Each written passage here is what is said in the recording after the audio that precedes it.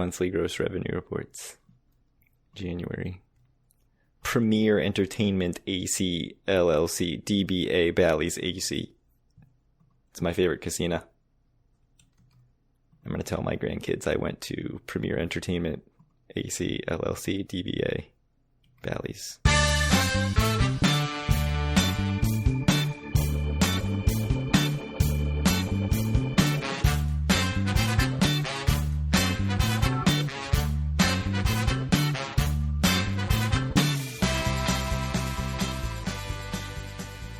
Howdy, it's Thursday, February 18th, 2021, and this is episode 143 of Due for a Win, the Atlantic City and Casino Biz podcast. I'm Kyle Askin, joined, as always, by Craig Stone. What's good, Craig?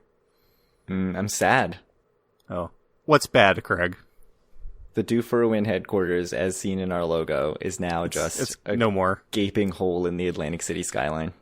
And the strangest thing was, I don't think anyone really reached out to us from the state or anything before demolishing it, even though we were the owners as signified on our logo and real life. I would have at least liked to have been asked for a comment by a journalist or, Marty Small. Yeah. They should have asked us to push the button or something. Yeah, indeed. Like plant a stick of dynamite or something, like an honorary Due for a Win stick of dynamite. Yeah. It was a real shame. Not the implosion, which was actually pretty cool, but the fact that we weren't asked about it. They probably would have asked us to be inside during. Anyways. Yeah, what happened in 1943? I feel like we're going to end up talking a lot about Boardwalk Empire, so you can just shut off the podcast now. There was some Boardwalk Empire related stuff that happened. If you remember the very first episode of Boardwalk Empire. Indeed. There was the infant incubator exhibit. It got brought up a couple times later in the first season. I haven't seen it in the second season, I don't think. No, it hasn't been there in a while. That thing closed in 1943, which tells you how long it was around. Because, as we know, Boardwalk Empire is a documentary and they would never fudge the dates. But it was there for a very long time. I'll link to the history about it because it's actually kind of interesting. It was some German physician. Mm-hmm. No, I think it was it was in the 1900s, 1900 something that it first opened. So it was there for quite a long time. 1902. Yeah. It was there for, 41 years. And apparently it was some German physician who basically had this technology and for premature babies and was like, this is going to work. And all these hospitals were like, that's nonsense. You're an idiot. And then he just proved it by setting up these sites, most of them temporary, except Atlantic City, a permanent one, on the boardwalk directly across from the $1 Million Pier, which is now the entrance to Caesars Atlantic City. And it was, and it lasted for 41 years and the success rate was apparently 90%. So good on that physician guy. It worked. Saving a bunch of preemies. I mean, still basically used today. Yeah.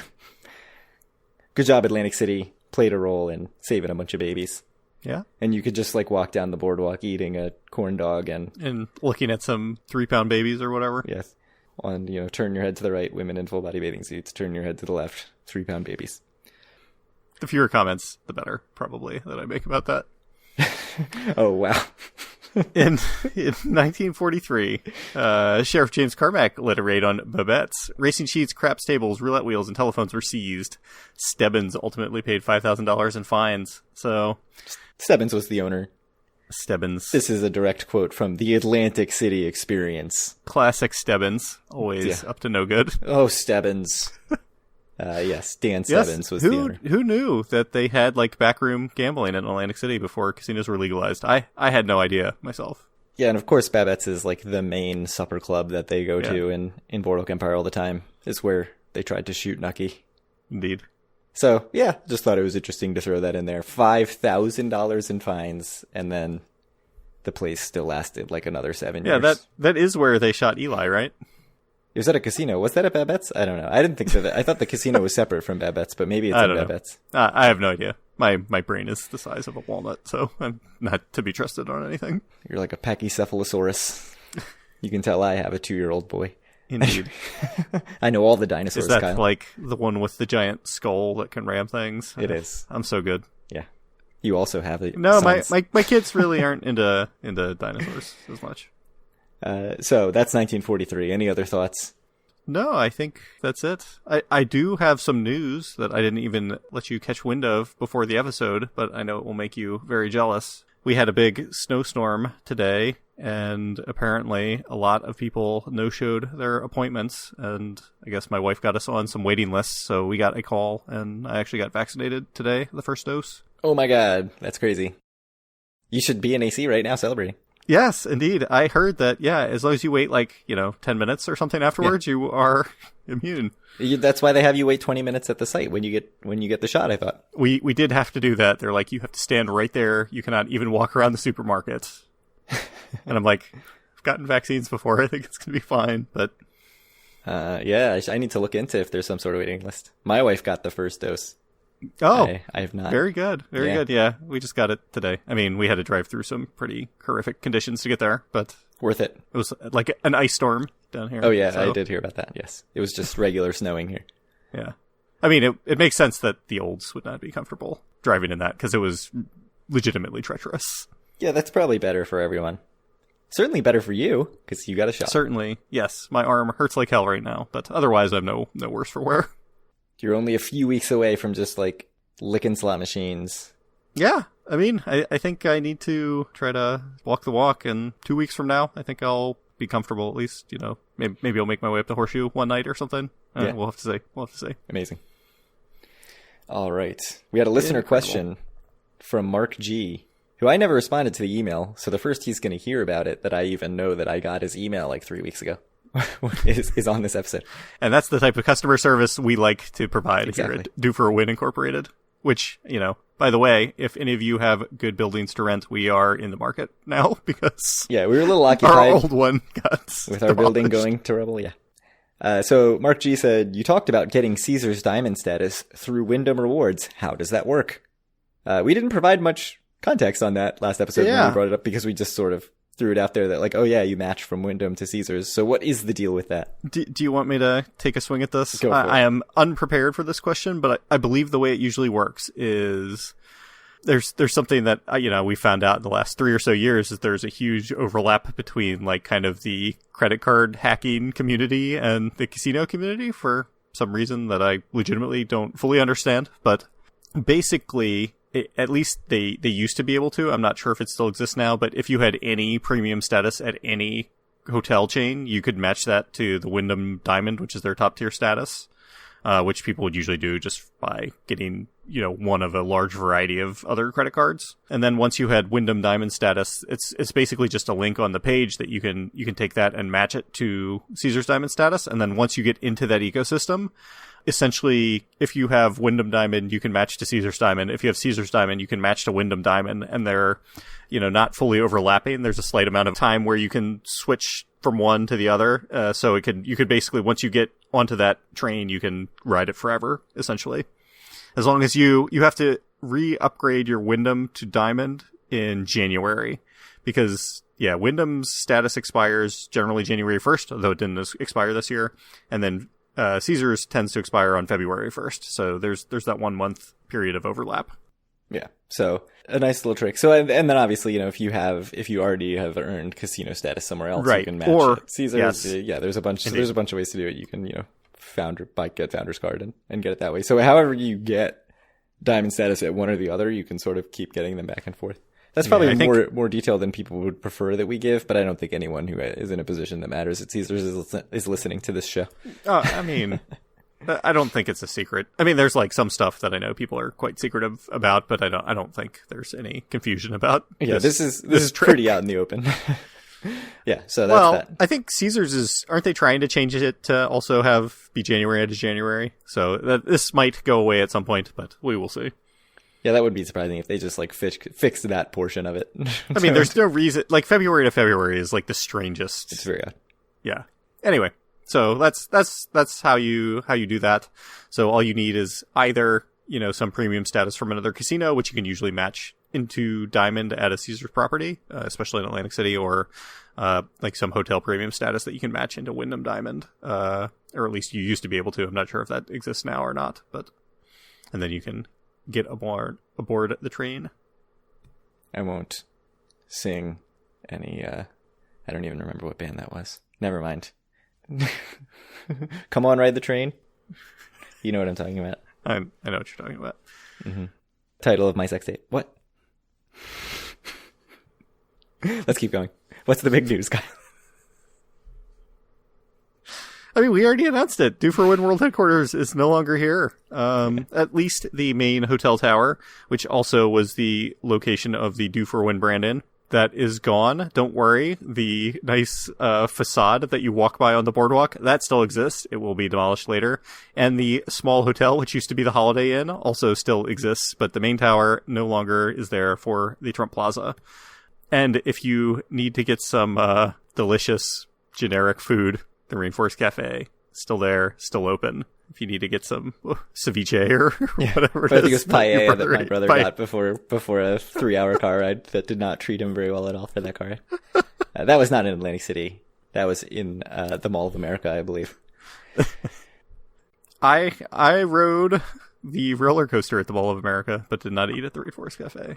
Well, the Rainforest Cafe apparently would have been worse for your stomach than the roller coaster. So now you know.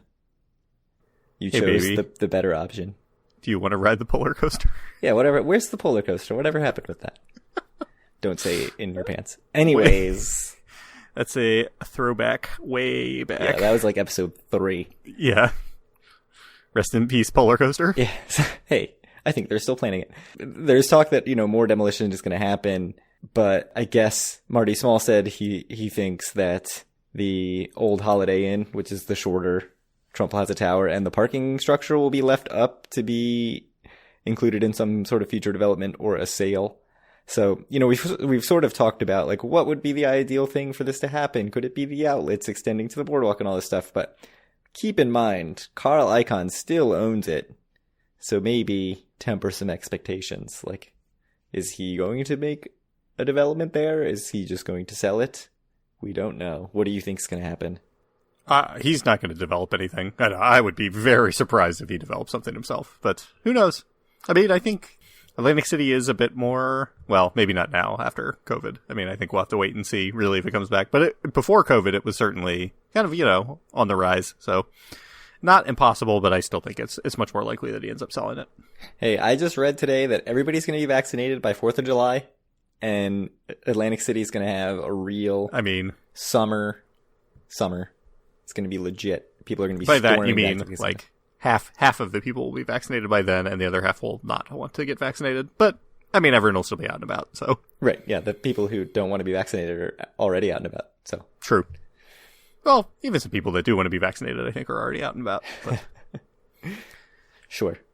All right. So Bally's was shut down, was supposed to be shut down for 30 hours starting February 16th. And, as of earlier today, they had not reopened yet. I mean, so they were supposed to open back up at like 6 a.m. today. Is that right? 10 a.m. today. They said. 10 a.m. today.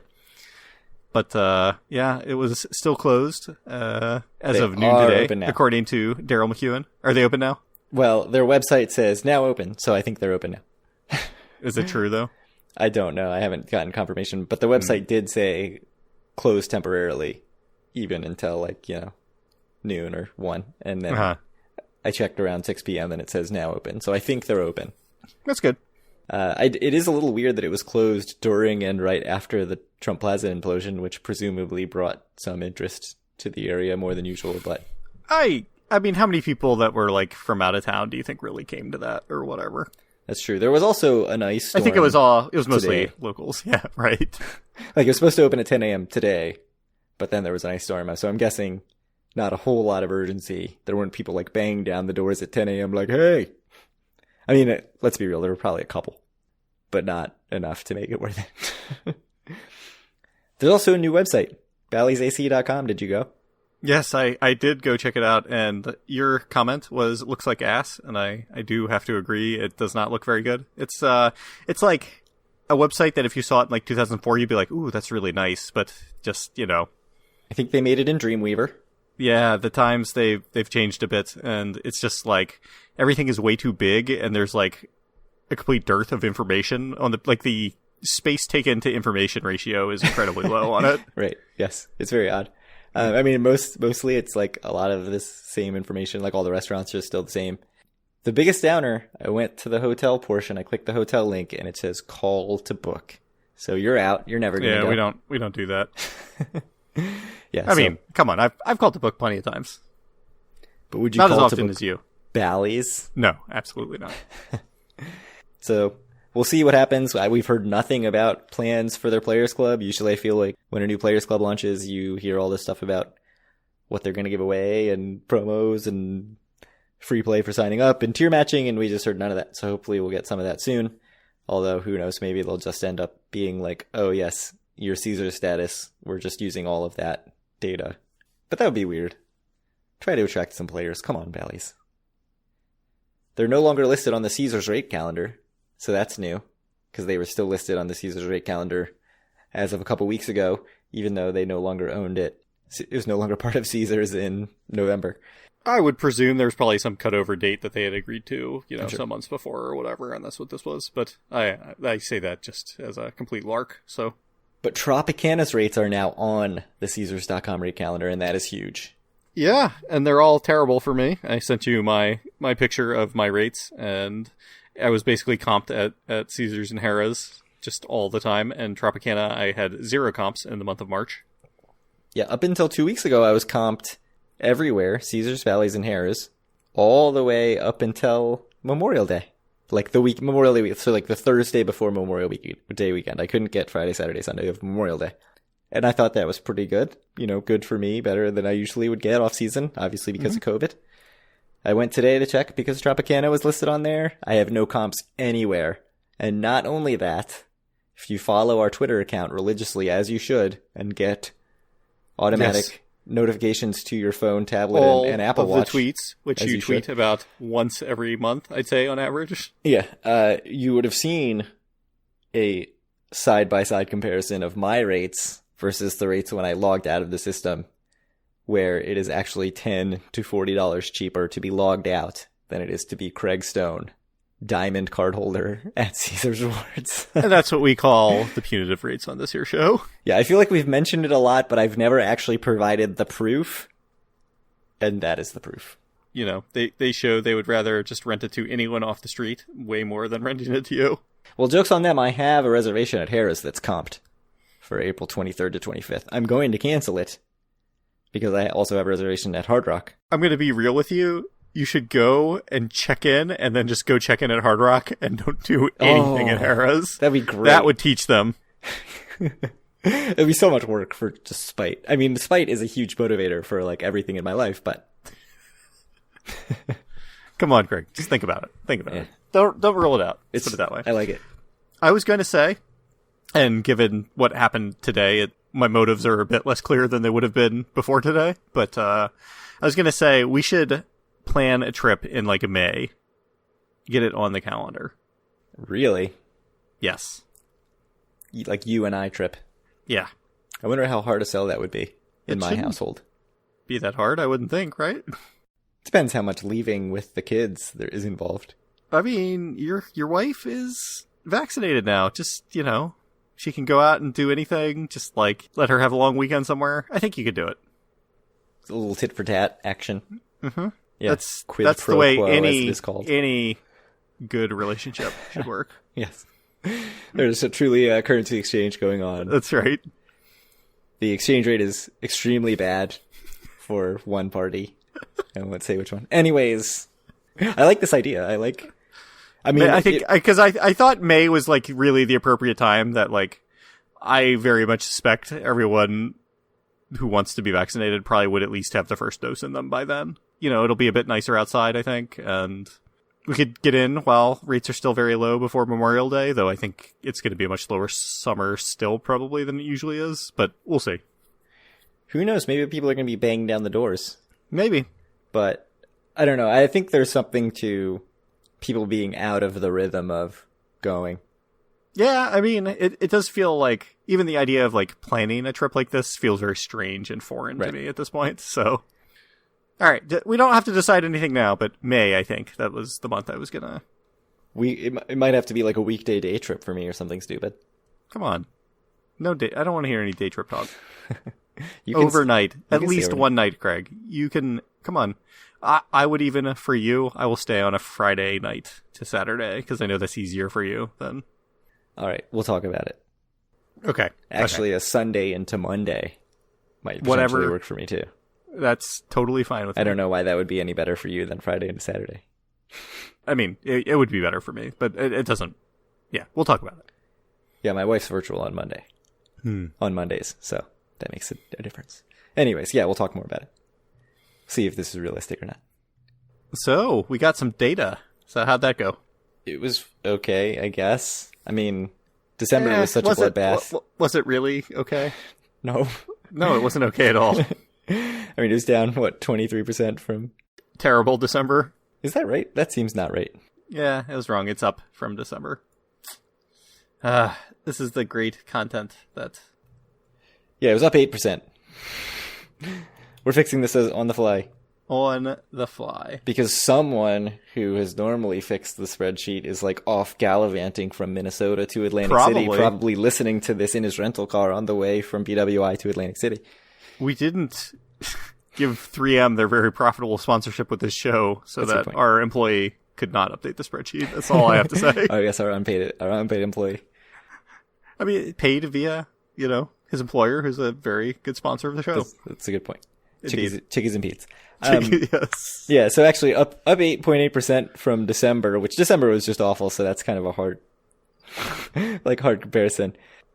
Obviously we're still comparing year over year to January. The crazy thing is, we're not that far off from comparing COVID-impacted months to COVID-impacted months in the year over year. Let me tell you, I think Q2 is going to be much better this year than it was last year. Yeah. That's my prediction, and I would be willing to gamble on that. Would be crazy as if, something happens where they close on April 2nd, and so Q2 is 1 day of revenue, and it's still infinitely better than Q2. I feel like that happened with one of the, maybe... Trump Plazas last month. They had 1 day of revenue or something, and it was a $10,000 month or something. Yeah, I think that's right. So obviously, the year over year looks bad. I don't think there's any real standouts. Nothing jumps out at me as especially terrible. Bally's came in last and was bad, but not significantly worse than it's been. Golden Nugget was up 21% from December. Bally's was up 22% from December. So the really low performers kind of rebounded in January. Everybody was up from January except for Borgata, who was down 3.5%. What do you think about that? Borgata is in the toilet. They are not doing very well. And as we talked about a little earlier, yes, the Twitter sphere is all aflutter about how badly they're doing, right? Yeah, I mean, they're the only down casino, and I saw some talk on Twitter about, Hard Rock's closing in. So Borgata had $38.2 million. They're not doing that badly yet. Yeah. And Hard Rock in second had 26.6. So you're still talking a $12 million difference, more than a quarter of Borgata's revenue, close to a third of Borgata's revenue. Still, they could lose that and be in first place. So I don't know how close I would say Hard Rock is getting. Hard Rock's really not creeping up on them that much, but they're getting closer, certainly. Yeah, closer than they were. Let's see, January of last year, Hard Rock had 21 and Borgata had 54. Yeah, so Borgata's minus 16 and Hard Rock is up 5. Yeah, so that's certainly a better look, but another one like that, Borgata will be at 22 and Hard Rock will be at 31 and it'll be done. Yeah, that'd be crazy. I mean, we did say after seeing 1 day of Hard Rock, the opening when it was packed, that we could see Hard Rock having a month where they outdid our ridiculously stupid prediction could still come true just multiple years after we thought it would. By the way, yes, Revel's final month in September of 2014 was $147,000. That seems good. Yeah. I think they closed on Labor Day or whatever, which was the second or something like that. Any other thoughts on the data? I don't really have too much. I mean, obviously we just added it to the spreadsheet, 10 minutes ago. No, not really too much. I mean, Hard Rock and Ocean, good as always. Borgata in specific, really, and Golden Nugget, just deeply embarrassing. But, I mean, nothing's different than it has been. I don't think we have to dwell on this too much. Hey, resorts, $10.3 million. Sounds bad. That's 44% from December. I'm not going to lie. If you had told me what I think the odds are of resorts breaking $10 million in January, I would have said like 5% or something. They did it. They did it. They did it, by $350,000. Wasn't even that close. No. Anyways. You wanted to save the data till next episode. See, no need. Well, I mean, without a spreadsheet, how can we talk about the data? But you came to the rescue. Yeah, watch all those numbers are just wrong. Like all the year-over-year numbers. I'm sure everything's wrong. Nothing is right. It looks about right. It seems fine. Nobody's fact-checking us except for Mr. AC because he knows Daryl McKenna. Friend of the podcast, Governor Phil Murphy, says that outdoor concerts could be a thing this summer. So, you want to get into that, Greg? I mean, I don't know how much, like, real information he's friend of the podcast. Here.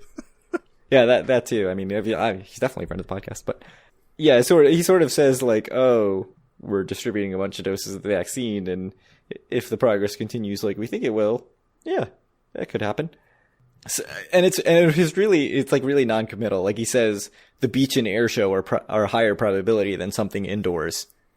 So saying like they're higher probability than something indoors is not the same thing as saying like, oh yeah, they're probably going to happen.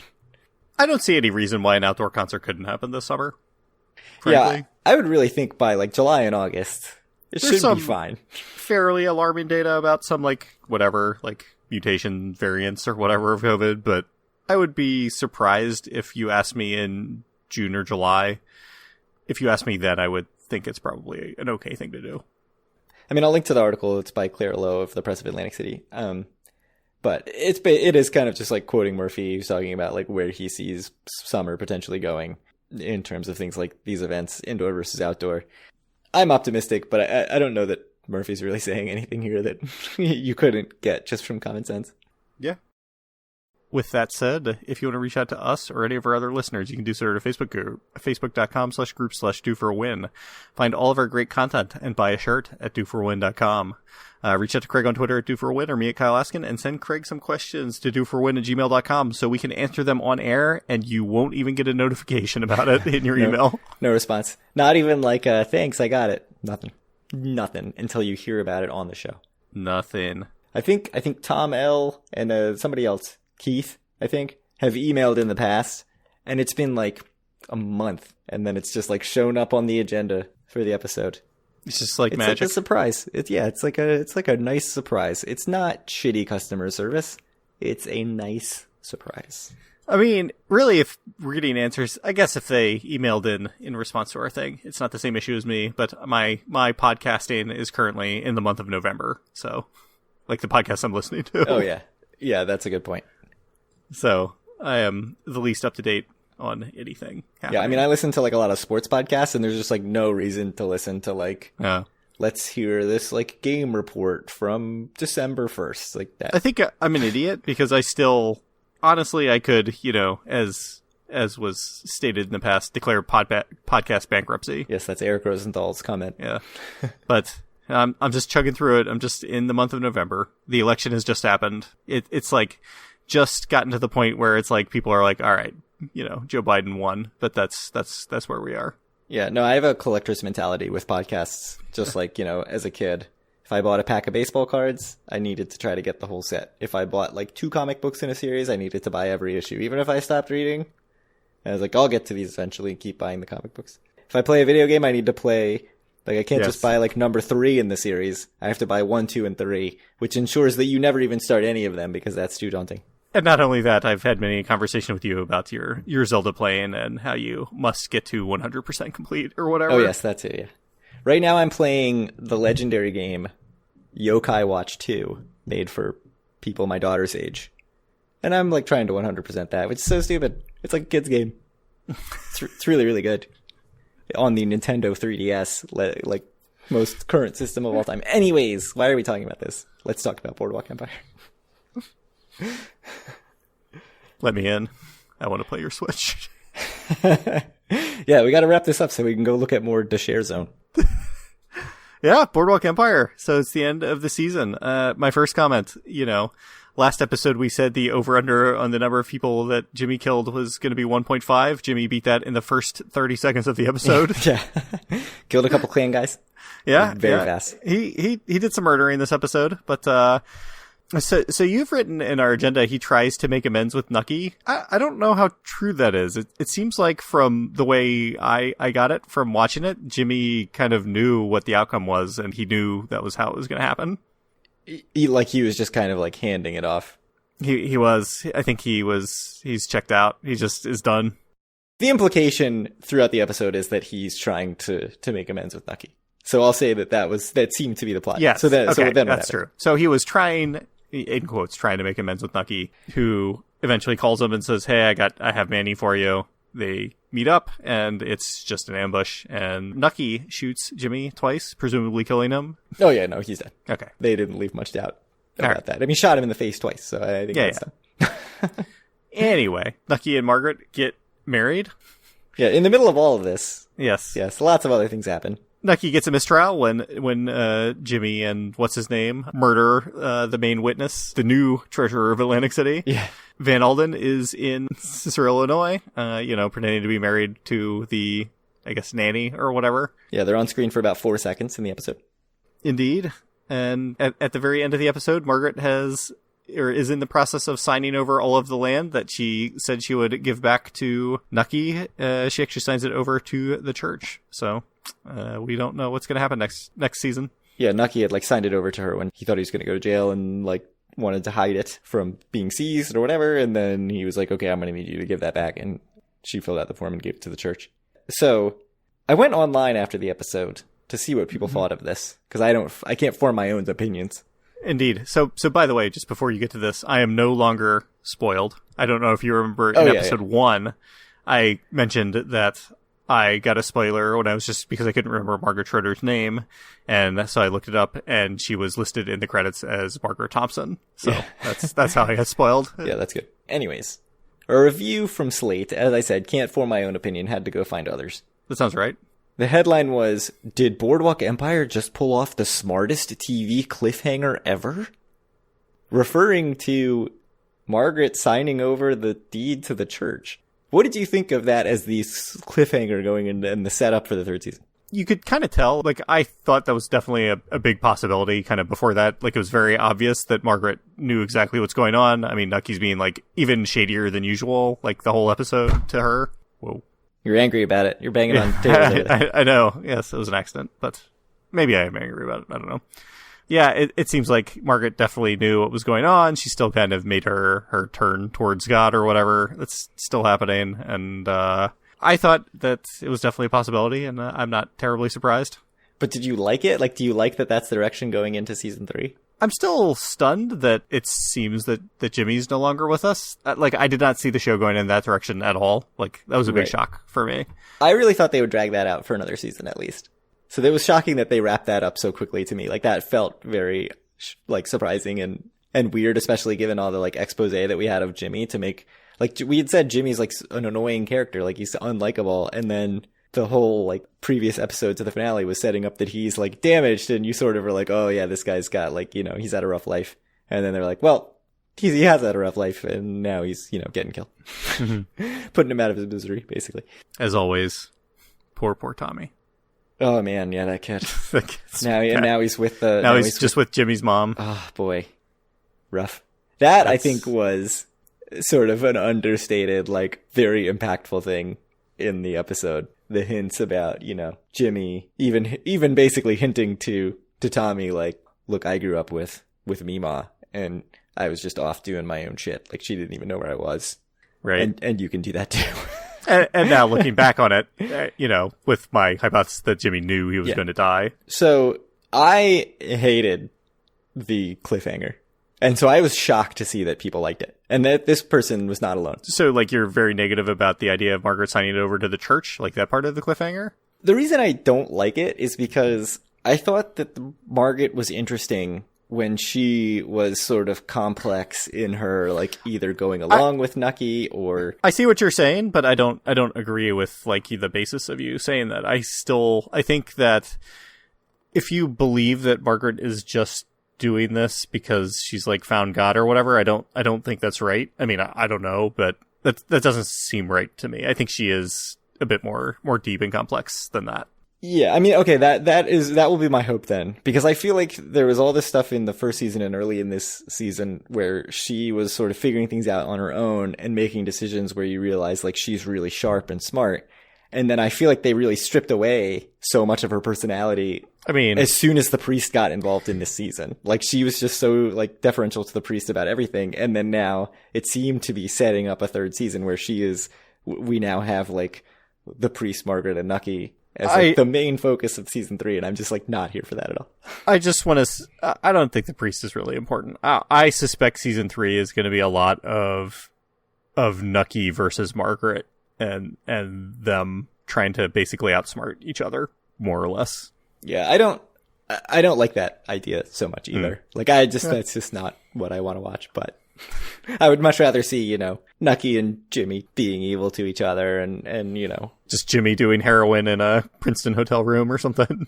Manny the Butcher, I guess. I also didn't Manny the Butcher, still here. I know, I didn't like Manny the Butcher, so I don't like him sort of winning, but I guess we'll see. Why don't you like Manny the Butcher, man? His sort of the way he talks about everything annoyed me. I don't know, I just didn't love the episode in general. I thought it was like... I thought the lead up took so long, and then the last episode like wrapped everything up so quickly that it seemed weird, but I don't know. It definitely did not make me excited for season 3. Well, I will continue watching it. You can get the one-person review of Boardwalk Empire going forward, I guess. No, I don't know. Like, I definitely like groaned at the end of it and was just like my desire to watch the next episode is only in my hope they move it along in a way where it's not just Nucky and Margaret's marriage troubles and them like trying to outwit each other. I mean, I think it's clear that they're not going to have a normal marriage, so it's not going to really be marriage troubles, frankly. But right, yeah, I don't know. I don't know. I think I thought it was good. I think I'm looking forward to season 3. So I don't know why you're hating. Well, I've given my hot takes. I think it was like honestly my least favorite episode of the series so far. But I also think I mean I've talked about it for too long now. I do think part of it is I feel like big shows like this get a lot of praise just for doing things that are very impactful on the characters. And so like it's just really easy pickings to kill somebody and everybody's like, "Oh my god, that was the main character and they killed him." I don't think that just because you do that it makes it good. I think keeping people off balance is probably good in and of itself. And yeah, I don't know. I thought it was fine. So we'll see. We'll see what season 3 episode 1 brings us next time. And until then, I hope you all have a happy and healthy time, and we'll talk to you all in a few weeks.